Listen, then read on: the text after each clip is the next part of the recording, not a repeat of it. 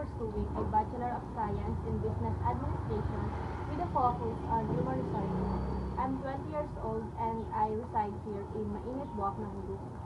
My hobbies are reading novels and watching K-drama or movies. I believe that the knowledge and skills gained through this program will help me not only in my personal life but also in my professional and career development.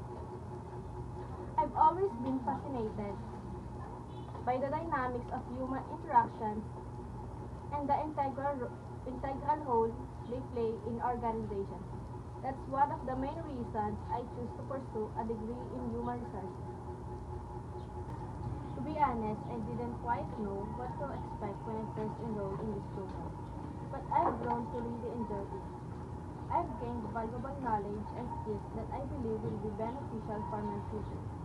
Although I wasn't entirely sure of my motivations initially, I've since discovered my passion for this field. My goal is to become an HR specialist where I can contribute to the development and growth of employees. From my program, I hope to learn practical skills and knowledge in HR management, communication, and problem solving.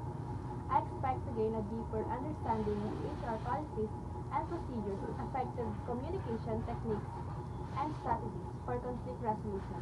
I plan to apply these skills in my future work environment by implementing HR best practices, building strong relationships with colleagues and clients, and contributing to team projects and initiatives.